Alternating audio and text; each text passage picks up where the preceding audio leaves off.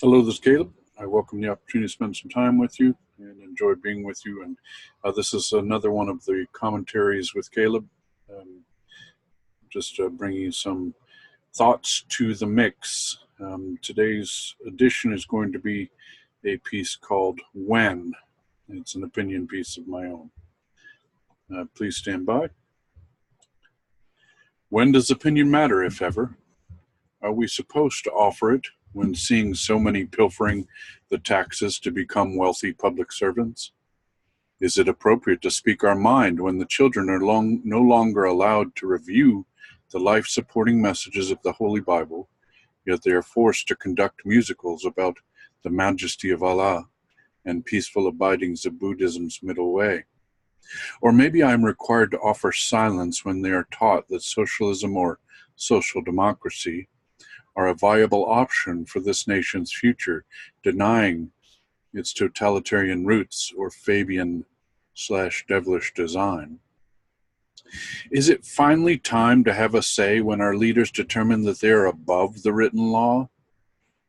When they are communicating with intelligence assets in other countries utilizing their own private devices while discussing classified and highly sensitive material that belongs to we the people?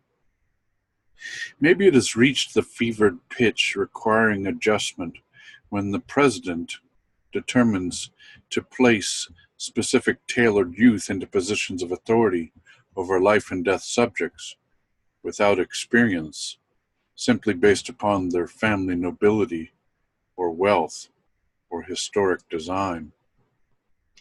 Or when the president determines to sign peace agreements with the greatest sponsors of terrorism of all time, sending pallets of cash to stuff unknown global pockets. Perchance it is okay to speak up when sexual predators are selling children around the globe for ritual sacrifice or for sexual gratification that is illegal not only in every country but abhorrent to Almighty God. Oh, that is not the cause for justification of my opinion, you say. I see it's not my opinion you fear, only that of the people who own this great nation, through which you have become a herald of an elitist perspective of those who have commandeered authority through less than legal manipulation.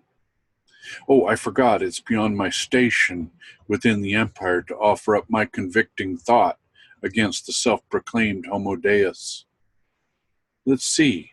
It affects my taxes, my kids, my wife, my dog, my job, my city, country, state, nation, and faith.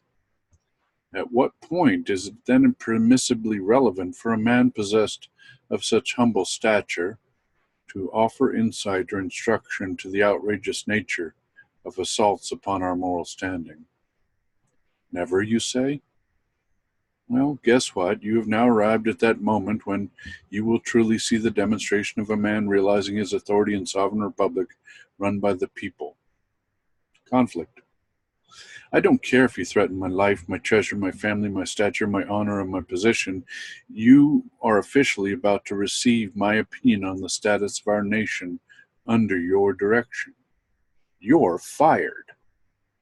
There are no measures low enough to calculate, demonstrate, or elaborate the depths of your failure. But for a moment I will attempt to draw a picture simple enough to subdue your own aura of indignation at the concept of being rebuked by a person whom you have been supposedly representing way below your station. You were never given authority to answer to the paid whims of special interest with whom you have made agreements ad superiora to the legislative authority you were given. This power was misconstrued, misappropriated, and misused to establish a nobility and a personal wealth plan that has no basis in the approval by the people.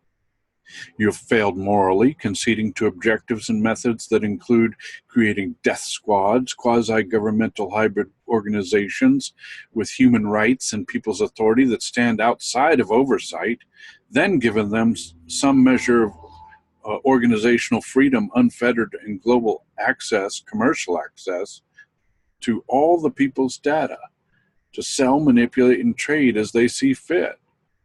You have signed energy deals in exchange for the mechanisms of war. Wars planned, conducted, paid for, and perpetrated against the will of the people by swaying public opinion to agree with some utilizing doctored intelligence provided by private intelligence agencies directed by the same special interest members with whom you may have conducted agreements for your self-aggrandizement.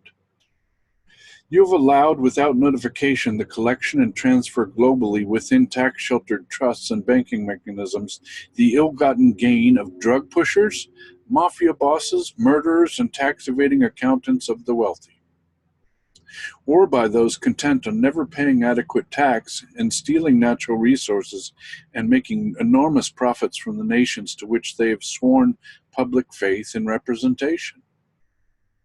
You have made oaths to secret societies to diminish or destroy this nation that fully negate any oath you made before God regarding your allegiance to the protection and defense against all enemies of this great nation. You have continually and repeatedly infiltrated the schools, non-governmental organizations, emergency services organizations, with those people selected to control your interest and further your determined plans to usher in a one-world government empire.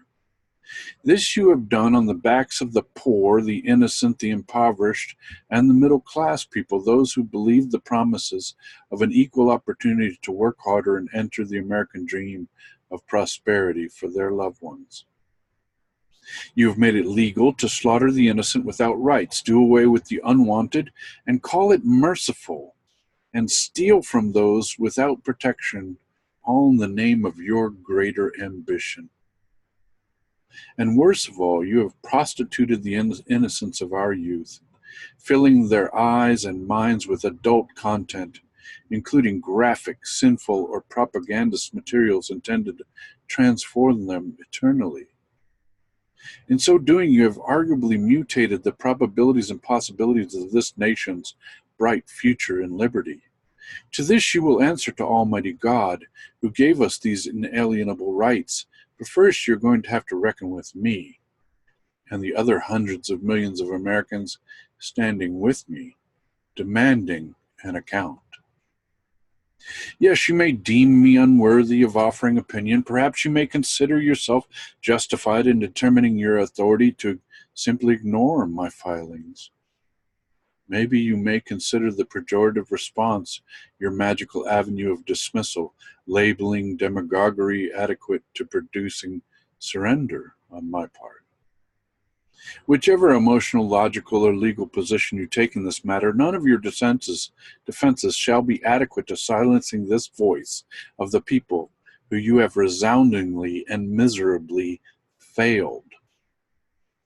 May my voice ring bouncing and ricocheting eternally within your cranium and cerebellum, leaving an aggravating knowledge that it would have been much less painful simply had you done your job, or maybe heard me out when I offered direction. Now you shall forever be sentenced to hearing my echoing dissonance calling you out of your offenses, declaring my resolve to continue indefinitely, and my emphatic demand for your immediate and complete resignation, termination, and prosecution to the highest extent of punishment available for your crimes against humanity and this nation.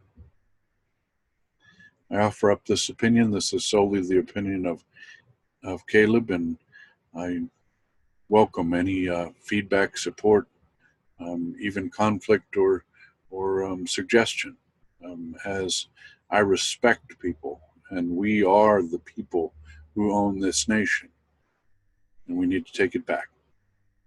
I appreciate your time in sharing my opinion, and I pray for you a wonderful evening, and may you be richly blessed, as blessed as I have been in being an American. Wonderful day.